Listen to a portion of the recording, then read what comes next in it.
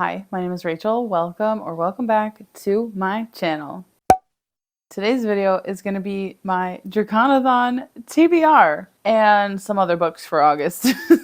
So I'm going to get the non-dragon books out of the way because obviously the dragon books and Draconathon itself are going to be more fun. So let's get through some of the other stuff that I still do really want to read and need to read for various reasons before I can get into the dragon books. I'm still participating in the year-long Black Horror Reading Challenge, and I haven't gotten to my July book yet because I moved at the end of June, like around the last week of June, and the first 2 weeks of July were insanely crazy, and now my husband is gone for a month, so I'm solo parenting, so I haven't really had a lot of reading time. My kid's also on summer break, so we're just hanging out at home, trying to not die in the heat wave. So I'm running a little bit behind on a lot of the things that I wanted to read. I'm so sorry, bear with me. I still need to read We Are Here to Hurt Each Other by Paula D. Ashe, and this is a collection of horror, like short stories. And from what I hear, it's really scary. And I looked at the trigger warnings the other day because on the ebook, when you first open it, it does list the trigger warnings like there for you. And I'm not gonna lie, I'm a little scared. There are a lot, and just based on what triggers we were given, I think it's going to be like grotesque and like evil and vile and like disgusting. I'm excited, but I'm also scared. And then my August book for the Black Horror Reading Challenge is Jackal by Erin E. Adams. And from what I know, this is about a young Black girl who goes missing in the woods or something, like on the outskirts of her town. But I think that she's not the first Black girl to have gone missing in this area. And it seems like it's just going to be a thriller at first glance, but then the synopsis kind of alludes to there being like something monstrous perhaps happening in these woods. I think we actually follow a girl who's like looking for this other missing Black girl, and she thinks that she's next. And then there's like something watching her, and it's supposed to be really creepy.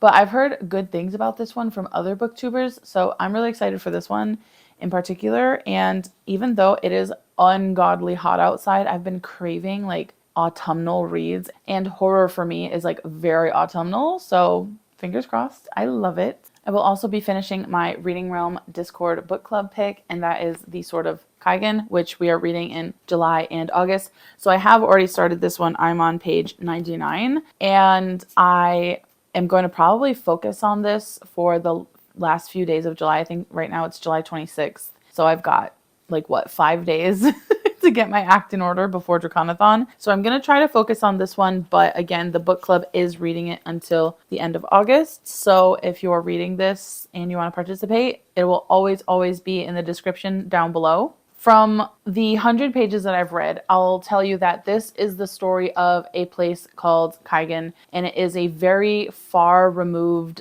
section of this empire in the sense that everything here is still very traditional. They like follow the old ways. They operate in a very like traditionally cultural like way. And a boy comes to this school, and he's kind of like an outsider, and he's got like a comms device, which is like a cell phone, I think. And then his dad works for this company that's like trying to like bring communication and technology to Kaigen. And he meets a young boy named Mamoru Matsuda, who is like a descendant and part of this clan of like super famous like sword wielders, and they have this technique called the whispering blade that Mamoru is trying to master. But then we're also getting POVs from Mamoru's mother Misaki, and she is a mother to, I believe it's 4 boys. She's just had a new baby recently, and so her role is wife, mother, homemaker, but there is absolutely more to her than meets the eye, and I can't wait to dive deeper and figure out like what is going on with her.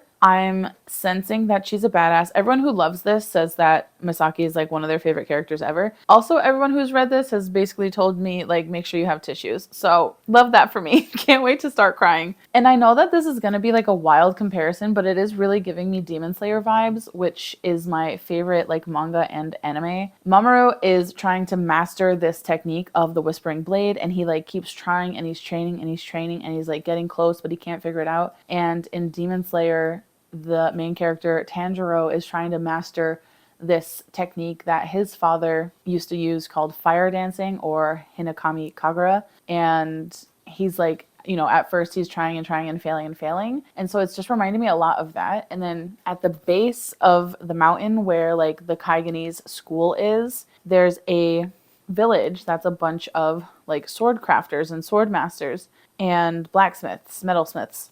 And Mamoru and the outsider boy Kwang go to this village for a reason. I won't say why, but they end up there for a little bit at the base of the mountain. And the entire chapter just reminded me of the swordsmith village from Demon Slayer. Like, that's all I could think of the whole time. Yeah, I'm only 100 pages in, so I don't know how it's going to end. But if you're a Demon Slayer fan, I feel like you would like this because I'm loving it. I'm loving the vibes. I'm loving the similarities. They're similar in certain ways, but also vastly, vastly different. And I don't know. I'm just enjoying it. I'm sure the traumatic times are coming. I'm sure I'm about to start crying soon because somebody told me that at a certain point of the way through, there's something that happens that like changes the entire trajectory of the story. So yeah, can't wait for that. If I have time, I'm still also really, really like itching to dive into Carl's Doomsday Scenario, which is Dungeon Crawler Carl Book 2. I've talked so much about Book 1 recently, but I'll just say it's a lit RPG about a man named Carl who ends up in a dungeon. He has to go level to level with his house cat, Princess Donut. It's some kind of alien reality TV game show. It's very wild and it's very fun. And I absolutely loved Book 1. And I really, really, really want to dive into Book 2. But I haven't had the chance yet because with moving the last 2 months, everything in my life was put on extra special slow motion. It almost was like I was going backwards. So we're trying to play catch up now. Would love to get to this. It's not very long. It's not even 400 pages long. It's like 370. And I think Book 1 was a little longer than that. And I sped through it in like 4 days. So if I can just find the time to manage the TBR, like I think I should be able to squeeze this in, right? I'm not at all delusional.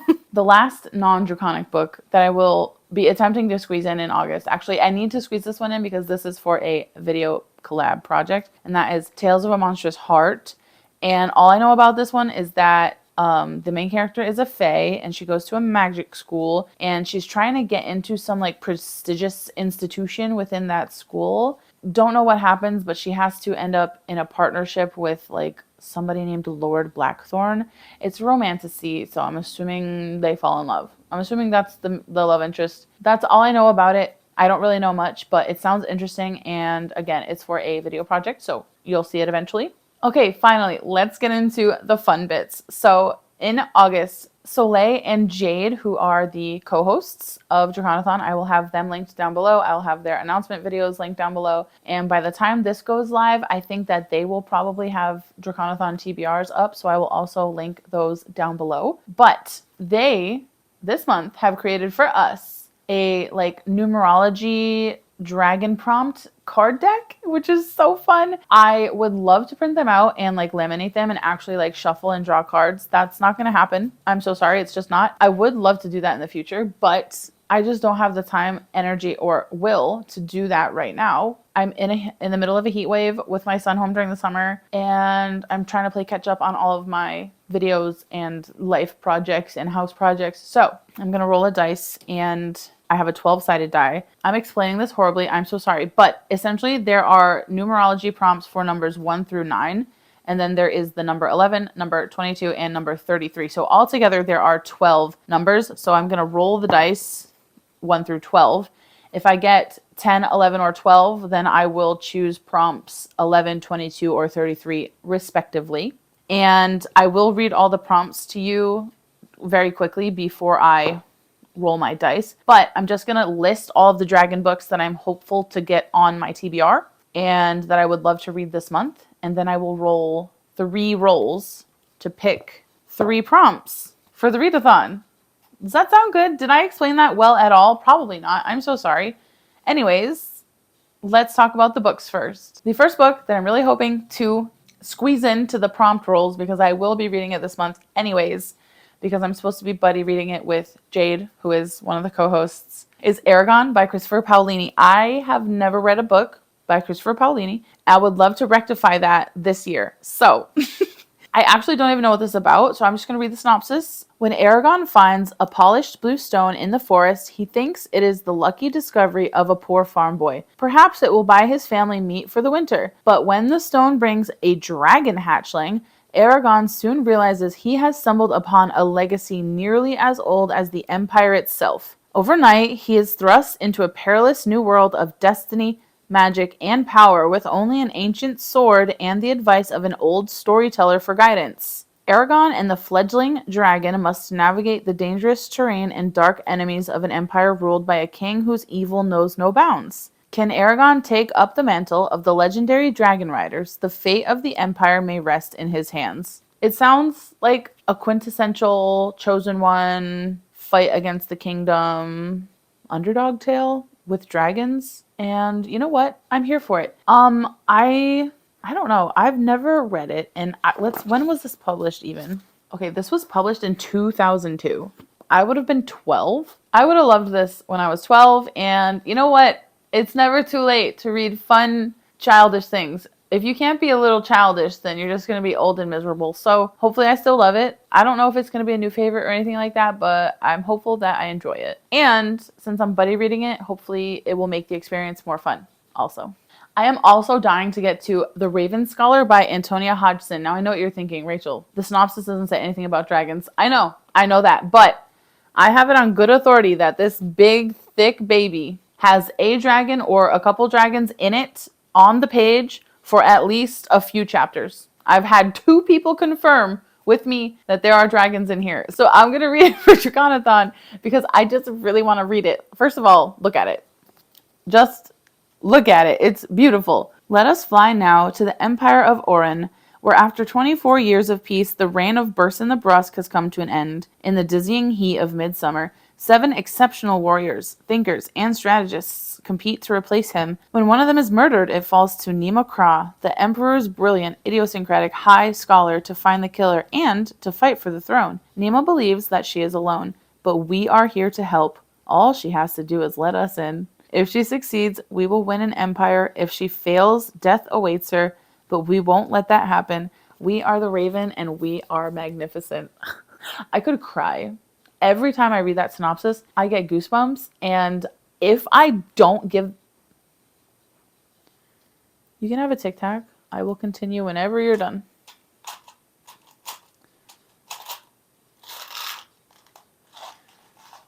You good now? Okay. It sounds so good. If I don't give this book 5 stars, then everything I've ever thought I've known about myself is a lie. On paper, this sounds magnificent. This should be right up my alley. This should be a new favorite book. If I don't love it, I'm going to have a midlife crisis. So no pressure to The Raven Scholar, but it's got a lot riding on it right now. And I'm definitely not helping the situation because I just keep hyping it up in my head every time I read the synopsis and getting super, super excited for it. I've also recently discovered a book of short stories, which is just called The Dragon Book. There is a fantastic lineup of authors in this bind-up of short stories. It doesn't give a synopsis for any of the short stories in particular, but I'm really excited for the Tamora Pierce one because I know that Jade really loves her like big series. And I think there's also one in here by Garth Nix, who I've never read from and I've always been intrigued by, but the Sabriel series, I think it is, like, is so old at this point that I'm like, I don't know if it holds up. So I'm a little nervous to ever pick it up, but I still have been intrigued by his ideas and stories, so I'm excited to read that one. I don't know when this came out. I don't know how long this book has existed, but one of the prompts is to read a short story. So if I roll the short story prompt, I can pick one of these short stories and read that.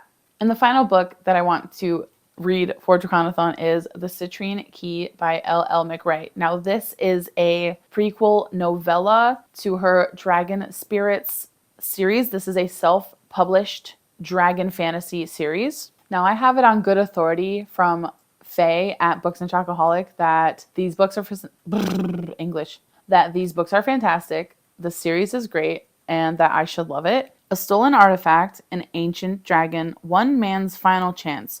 Lifelong thief Apollo Tamlin has been marked for execution. When the mage queen, Sarayo, offers him a pardon, he doesn't ask questions. Any task she has is better than a walk to the gallows. Succeed, and not only will it prove peace in his homeland, but Apollo can rebuild the life he's ruined. Sent to a distant continent to feed a stolen artifact to an ancient and powerful dragon spirit sounds simple. But things quickly start going wrong. His companions are not what they seem. The dragon would rather eat him, and the artifact displays its own magic, throwing the entire mission into peril. That sounds so fun. So this is like a little prequel to the rest of the series. I don't want to read what the synopsis is for book 1 because I don't want to spoil like how this little novella will end, you know? So I'm going to keep that part a secret to myself for now. But I have all of the books in this series. I have the prequel novella and all 3 novels. The third and final novel actually just came out like 4 days ago. And it's just, I'm just so intrigued by it. The way that Faye describes it, first of all, makes it sound incredible. And then I saw an interview that the author did. If I can find, channel off the top of my head, but if I can find the like live show that they did with a few people, I will link it down below, because even just the way that the author like talks about her own writing and her ideas and like stories and like writing process, like it just, I don't know, it just sounds so good. It sounds so good, and I'm so scared to read it because, you know, when you hype something up in your head and you're like, oh my God, what if I don't love it? Like how I am with the Raven Scholar. I feel the same way about Dragon Spirits now, and it's entirely Faye's fault. It's your fault, Faye. You have this so hyped up to me. In my head, I'm like, this series is going to be fucking incredible. And then I'm just really scared because like, what if I don't love it? What if I don't get it? Like, what if I'm wrong, you know? Okay, I'm going to quickly go over what the prompts are before I roll my dice. I was initially going to roll 3 times, but because I want to get all 4 of these books onto my Draconic TBR, I think I'm just going to roll 4 times and hope that I either get lucky and I can double up, or I get all 4 prompts that I've pre-planned these books for, slotted all 4 of these books into prompts so I will know where they fit. So when I roll my book, so when I roll my dice, I won't be left hanging like, oh my God, what fits where? I have planned it ahead. So I just need the dice to work with me. I just need them to be nice to me. So prompt number 1 is the knight. Read a dragon book with a knight or a warrior. Prompt number 2 is the lover, LGBTQ, main character or representation. Prompt number 3 is the creative. Read a dragon book with lyrical, poetic writing, or read a short story. Number 4 is the planner. Read a standalone novel. This was the hardest one for me to figure out. Prompt number 5 is the adventurer. Read a book with a quest or adventure. Easy. Card 6 is the supporter. Read a book with found family, platonic love, or sibling dynamics. Card 7 is the thinker. Read a dragon book with light or dark academia, the arcane, or libraries. Card 8 is the thief. Read a dragon book with thievery, riches, or heists. Card 9 is the rebel. Read a dragon book with rebellions, wars, or uprisings. Card 11 is the visionary. Read a book with a beautiful cover. Card 22 is the master builder. Read a dragon book that's part of a series. And card 33, the world. Read a dragon book outside of your own country. And I did clarify on Discord, and Jade said that for fantasy, how it's not based in a real setting. It can just be inspired by a different country than the one you live in, or the author can be from a different country than the one that you live in. Roll number 1, a 3. Roll number 2, an 8. Roll number 3, another 3. I'm going to re-roll. I don't want to repeat prompts. An 11. Roll number 4, and the final roll, a 10. Fantastic. Okay, so I rolled my dice, and for my first roll, I got number 3, and the prompt for number 3 is the creative. Read a dragon book with lyrical, poetic writing, or read a short story. So I will be reading one of the short stories from the Dragon Book anthology of dragon short stories. Nice. My second roll, I got number 8. So for card number 8, that is the thief. Read a dragon book with thievery, riches, or heists. This is perfect. I will be reading The Citrine Key by L.L. McRae. For my third roll, I got the number 11, but again, because it goes 1 through 9 and then 11, 22, 33. The card that I actually got is card 22, The Master Builder. And this is to read a dragon book that's part of a series. And this is perfect because I can read Aragon. It is the first in a series. So I will be able to read Aragon by Christopher Paolini and buddy read this with Jade, as well as squeeze it in for my prompt pull. And for my fourth and final roll, I rolled a number 10, which correlates to card number 11. And this is The Visionary, to read a book with a beautiful cover. I literally am so obsessed with this cover. It's purple, first of all, and purple is my favorite color, and there's a raven on it. And I also love, love, love ravens, crows, magpies, corvids in general, birds in general. And I love that there's a mix of gold and silver foiling. I love that we're, mixing our metals. We're mixing our metals here, but they just work so well together. And this book is so simple, but I think the beauty in it is the simplicity. I think it's gorgeous. The crow is like a sketch, but the entire sketch has been done in the foiling. It's so pretty. Also, the entire spine is just a big hunk of silver foiling, and I absolutely love it. It also is one of those covers that has that buttery feel, if you know what I'm saying. Like, none of my other Orbit paperbacks have that. So this is just like such a good paperback. It's floppy. It stays open by itself. The cover, feel, look, texture, everything, French flaps, 10 out of 10. 10 out of 10. I am a simple woman. I am so easy to please. So happy to be able to squeeze this on here because it is thick. She is thick. And as per usual, every Dracanathon, they always include fun bonus prompts that don't require reading, just encouraging you to relax, do some self-care, or do something fun or have fun or be present in a way that you normally don't focus on. So the first bonus prompt is the worm. Do something with a friend or loved one. I think Jade said that she was going to force me to do reading sprints with her. And I don't know why she said she was going to force me, as if I wouldn't literally jump into a fire and do reading sprints with her whenever she asked me to. But I'm going to use that as mine as well, just so we can buddy read and double up that prompt together. The next prompt is Wyvern, which is do something nostalgic. I think I'm going to play Spyro. I think I'm going to hook up my PlayStation, which isn't hooked up yet because we did just move. But I think I'm going to have my husband hook it up upstairs for me when he gets home on August 15th. Well, not the day that he gets home. I'll let the man rest. But shortly after, I'm going to see if he can hook that up for me because he's got a bunch of crap up there. I don't want to touch it at the moment. So once he's organized his stuff, I'm going to hook up my PlayStation. And I think I'm going to play some Spyro because I loved that game so much as a kid. And it's a game that I shared with my son. I've recently gotten him into it. I think within the last year, we've let him play Spyro and he loves it. And just watching him play it just brings me back to being a kid. So I'm going to play Spyro as my nostalgia thing. The next bonus prompt is Drake, and it says write a letter to someone or to yourself. And this is actually perfect because I quite literally have an Archer and Olive journal in my mailbox right now. I have been wanting to get back into journaling. I used to journal every single day. I used to journal journal entries. I used to do my book journal every single day. Haven't done my book journal in a while, and I don't know if I'm going to continue it, but I would love to get back into at least once or twice a week journaling some thoughts and just kind of using it as an outlet to vent and get things off my chest. So I think I'm going to open my new journal with a letter to myself. That sounds great.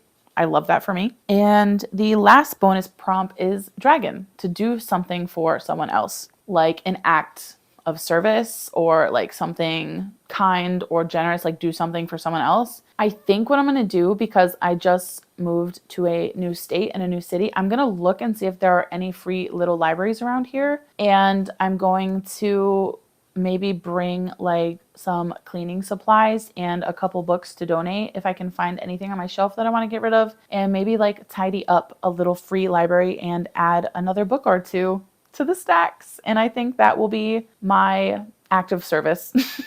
That will probably go vastly unnoticed by anyone but me, but that's okay because I think it sounds fun. And I just want to do something nice for other readers who happen to come across a little free library out in the wild. As per usual, you're a librarian? You're a librarian like me? Aw, is that because you have so many books also?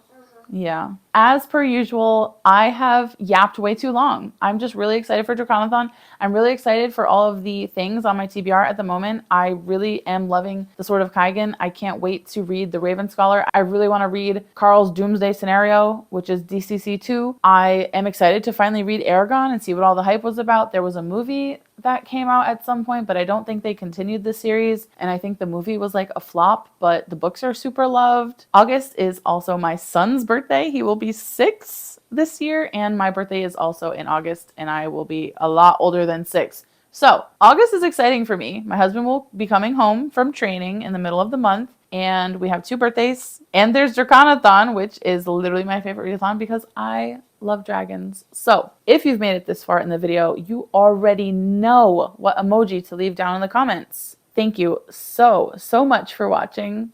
I will see you in the next one. Bye. Riley, do you want to do me a favor? Can you stand behind the camera? Why? Let me know if you can see all of the books when I hold them up in a sec, okay?